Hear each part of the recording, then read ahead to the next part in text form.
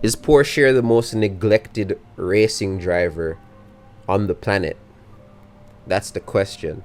And I'm going to answer it because it's kind of surreal. I'll vividly remember 2021 F2. Pourchaire won Monaco at 17 years old. And everyone was like, listen, man, this Pourchaire guy is going to be the next big thing. Yeah? The next big thing. And you fast forward from that Monaco victory to right now, 2024. And it's just kind of wild.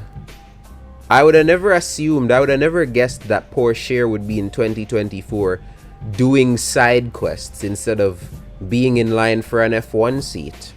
It's kind of hilarious to me, actually. But the question is, how did we get here, man? Pourchaire has driven in how many series this year? 2? One off in Super Formula, couple races for McLaren that looked like it was going to become something greater. And the last time I saw Pourchaire in a vehicle was driving for Peugeot in the World Endurance Rookie Test at Bahrain after the season finale. And I'm just looking at Theo doing all of these side quests, and I'm like, didn't you just win F2? You know what I'm saying? Didn't you just win Formula 2? Theo Pourchaire is, as of me recording this, the defending Formula 2 champion. And bro is seatless. Seatless. He literally has nowhere to call home. Sauber is his home in name and name only. But bro has nowhere to call home. He's done nothing this season that looks like it's going to pay off into a seat next year in any series. And that's a shame. You know what I'm saying? That's a shame to me. You look at his racing record right now. FIA Formula 2. He won the championship by only winning one race. And the funny part is, Pourchaire had finished second the year prior. And when I was discussing this with my friends, they were like, listen, man, Pourchaire ain't really that good, bro. He kind of overrated. Look how long it took him to win F2. And I'm like, yes. If you want to use Pourchaire's lack of instant F2 success against him, I hear you. But to counter that, I say, he was only 20. Like, bro was only 20 years old. Like, I'm okay with people taking forever to win stuff if they're already younger than the average driver, right? Pourchaire came into F2 as a 17-year-old, and he won it as a 20-year-old. Like, I'm quite alright with drivers taking a while to develop between the ages of 17 and 20, especially when it's in what is supposed to be the last rung of the ladder before Formula 1. And it genuinely looked like things were on the up for Pourchaire. Sauber had signed Zhou for 2022. Zhou had somewhat of a decent rookie year in 2022. 2023, still kind of spotty. But with one of their own drivers fighting for the F2 championship, one would have assumed that 2023 would have probably been Zhou's last year in the sport. One would have assumed that they would have looked at Pourchaire winning the championship and gobbled him up. They'd have signed him up. He would have been beside Bottas come 2024. But that didn't happen. They extended Zhou one more season. And now we're in a situation where, if you look at what Sauber are going through right now, if you take out all of the Audi stuff, if Sauber had no plans of selling off to Audi and they were the sole owners of that team, and you looked at Zhou's performance this year, I feel as though Pourchaire would have been a lock. Pourchaire would have been a lock for the 2025 Sauber seat. But this is where him being unlucky factors in. Because Audi have essentially taken over the team before they've even bought it, they're the ones calling the shots. Look at Audi right now. They had 2 people in leadership in just 1 year. Seidel was running the operation at the start of the year, and they canned him for Binotto. And now they have Jonathan Wheatley coming in. We got a whole we got Rueda coming in.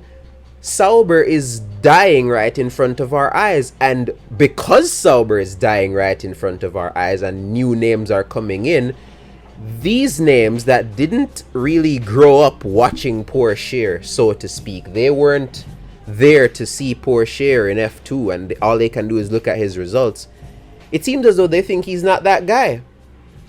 And it's so funny to me that they've signed Bortoleto, who, in my opinion, has done very well, not only winning F3, but looks like he's going to win F2 this year. Signing Bortoleto to me isn't even really the issue, but it's just kind of funny that in your academy, you have a guy that has won F2, and you're going to lose him for a guy that hasn't even won F2 yet, but just looks like he's about to.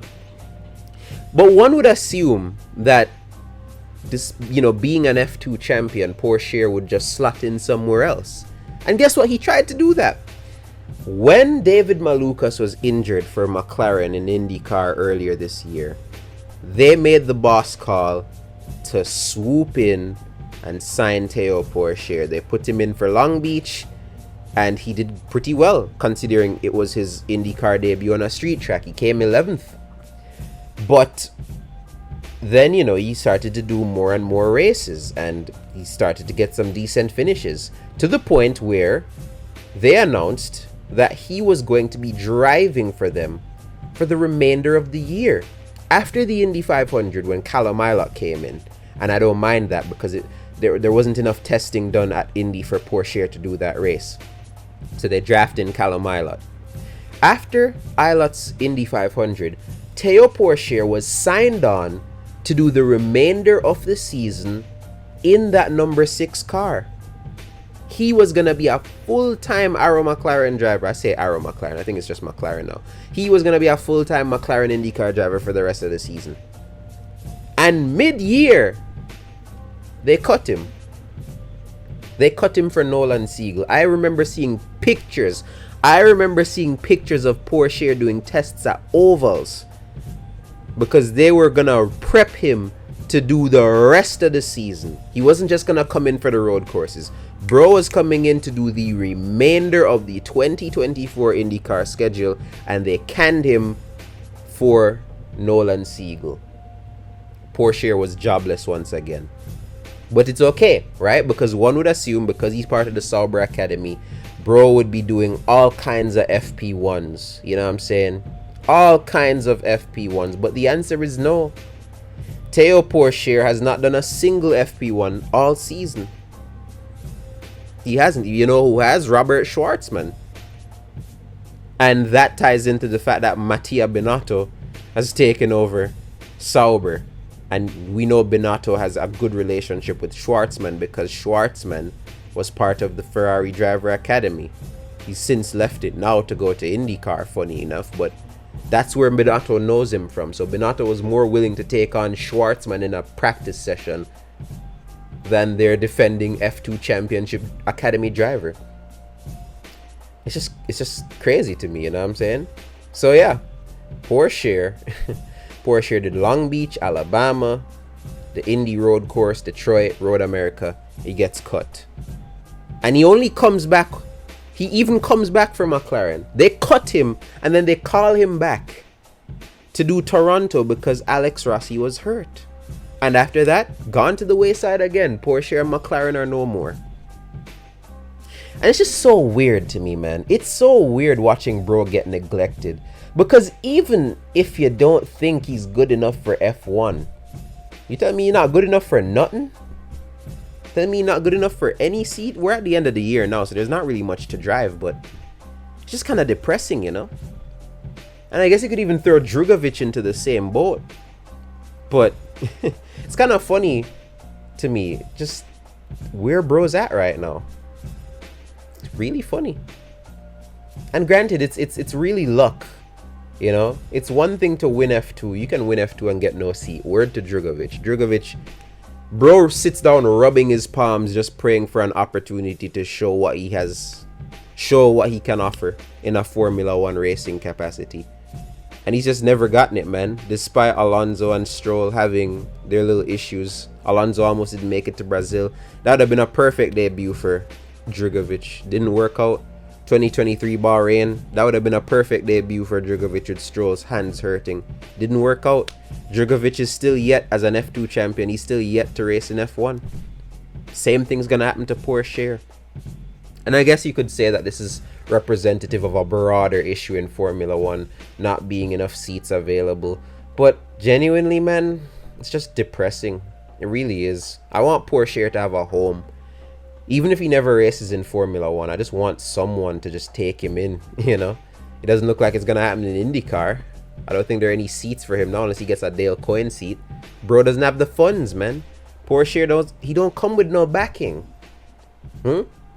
Pourchaire don't come with no backing. And if he does have backing, it's not enough to get the opportunities that he wants. Pourchaire don't bring no money to Sauber. All he brings to Sauber is the F2 championship, which you think would be enough, but it just isn't. Yeah? Joe, Bottas, both out the door. One would think, hey, that's free slot for Pourchaire, but no. Bortoleto and Hülkenberg, which is a lineup I don't even think is bad. But again, it leaves Pourchaire on the wayside. And bringing it back to Zane Maloney. Zane Maloney's gone too. Sauber had an F2 champion and a guy that is in the same F2 championship fight as Bortoleto, and neither of them got the bly. None of them got a bly for Bortoleto. And even before Bortoleto, people were saying put Colapinto in there. You know what I'm saying? Sauber have just overlooked their own juniors this whole time, man. You just have to wonder, like, what's going on, man? Is it that they're not good enough?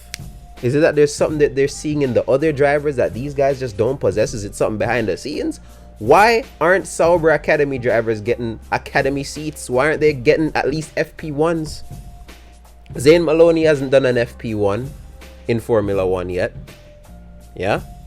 Pourchaire hasn't done one this season despite doing FP1s the last 2 seasons. They're really phasing both of these guys out. And it's already worked. It's already worked. Pourchaire's not going to be in the sport next year. Zane Maloney's not even going to be in F2 next year. Zane Maloney's left this junior ladder completely. He's gone to Formula E. He's going to drive for Lola Yamaha Abt. I don't know, man.